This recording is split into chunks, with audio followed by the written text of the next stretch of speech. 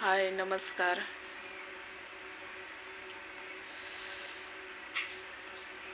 आज 2-3 दिवस झालं लय तब्येत खराब झाली. आई काल आले पुण्याहून. म्हणली किती खराब झाली अगं. दीक्षा म्हणत होती मम्मी 2 दिवसातच अगं जेवली बी नाही आणि लयच खराब झाली. तुम्हाला माझ्या चेहऱ्यावरून तर दिसत असन, आवाजावरून दिसत म्हणजे कळत असन. असं तापन हेन डोळण हेन खोल दिसायला लागलं. मला टेन्शन एवढा आहे ना, काय सांगू तुम्हाला.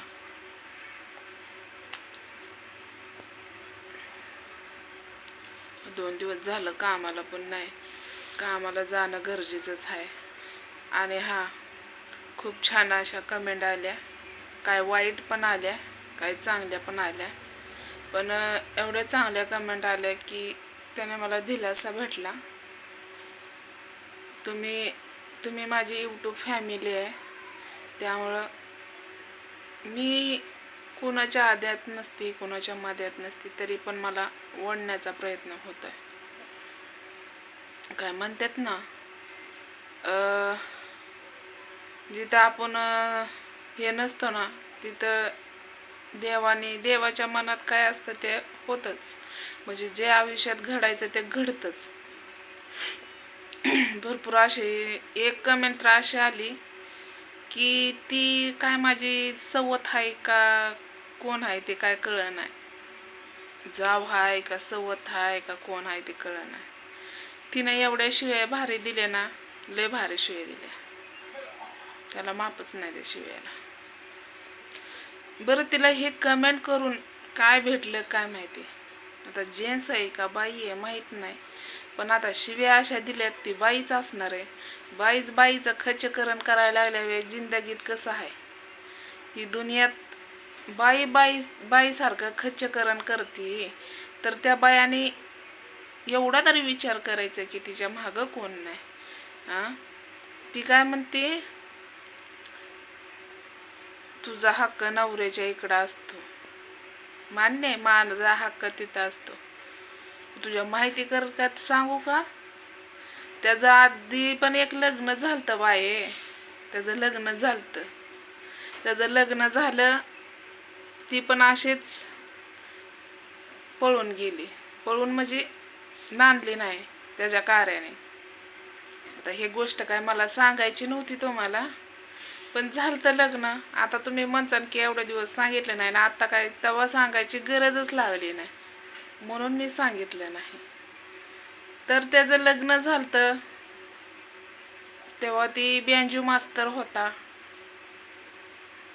परत ती पिया लागला, गांजा दारू झुगार कुठं कायनून बायनून सगळं करायला लागला नशा.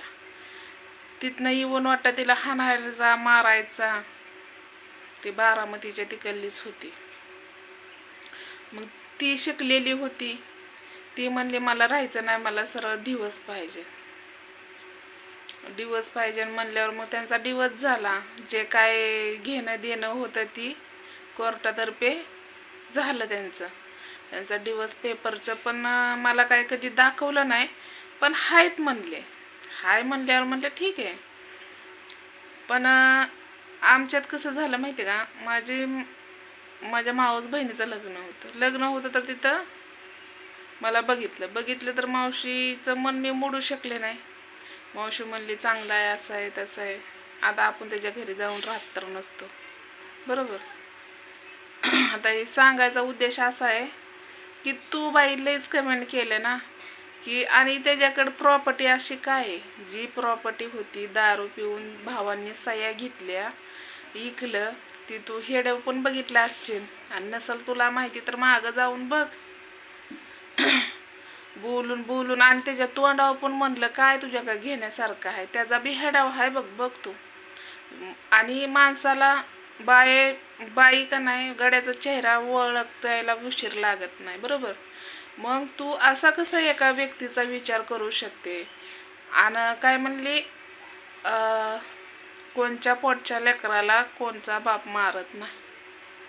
अगं बाई, तो मारू शकतोय, तो मला मारू शकतोय, मला म्हणू शकतोय अपंग हाय, अजून होईन लिकरू, मार याला, हा, खायला घाल, गळा दाब, असा ती मला म्हणू शकतोय. ते माझ्या पाठीमागं का नाही करू शकत?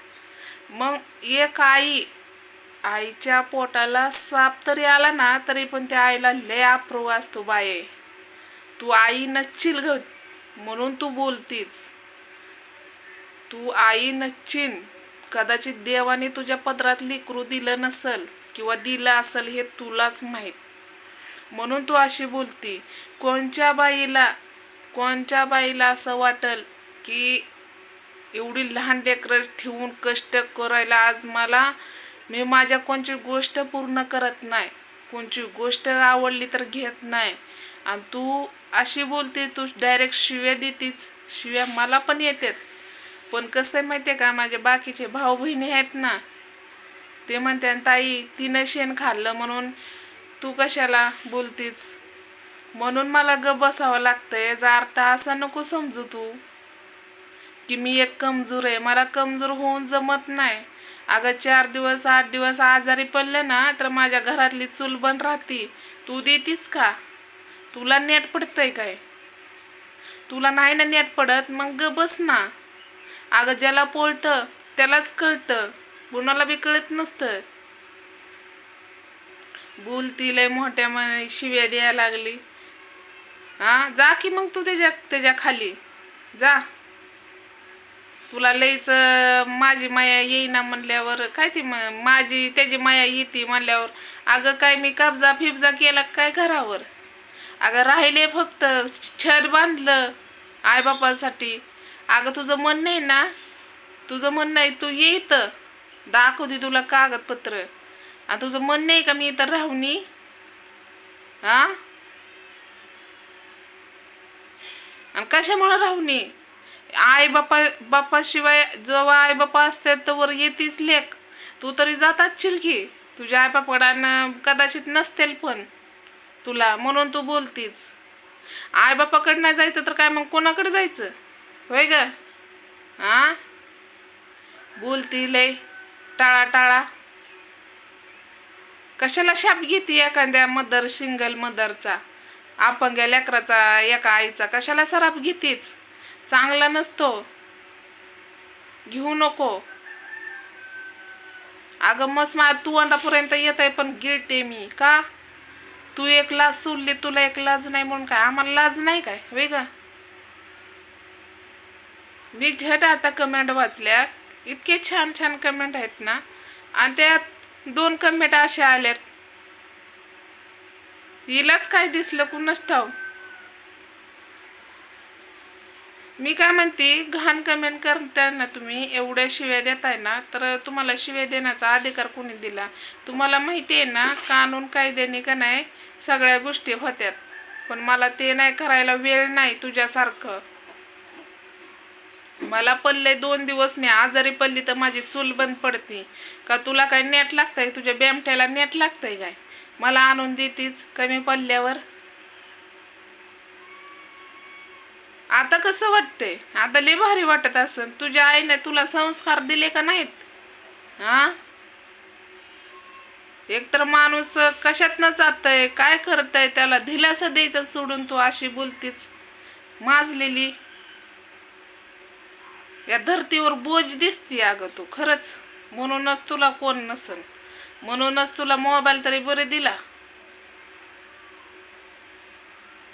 देणार, आणि तुझं थोबाड बघून सुद्धा मोबाईल कोणी दिला नसेल. कमेंट करायला मग तर तू एवढी लाच सोडली म्हणल्यावर तुझ्या गावात तर किती लाच सोडली असते. रिकामी टिकरीच असेल अगं तू. बरोबर आहे. तर चला, मला याच्या पायी हेड्या बनवायचा होता की तिनं मला शिवे द्यायचा कारण काय, आणि तुला शिवे द्यायच्यात ना, तर मला पण कळते काय करायचंय ते. भावा बहिणींना तुम्ही सांगा, माझं काही चुकतंय का? मी काय बोलायला लागले म्हणजे गप बसली तरी लोक मला म्हणतात की हा हिच्या अंगी चुकी आहे, गप बसली. बोलायला लागली तरी माणसं म्हणतात की हा बोलायला लागली. काय माझं चुकतंय? फक्त मी आई बापाच्या इथं राहते म्हणून. तुमचं मन नाही का मी जावं म्हणून, तर जाते. एवढंच होईन ना, मी कुठंतरी भीक मागून खाईन. काय होणार आहे याच्या पडेल. तर चला, हे डेव लय मोठा झाला, आणि हे डेव आवडला असला तर नक्कीच लाईक करा.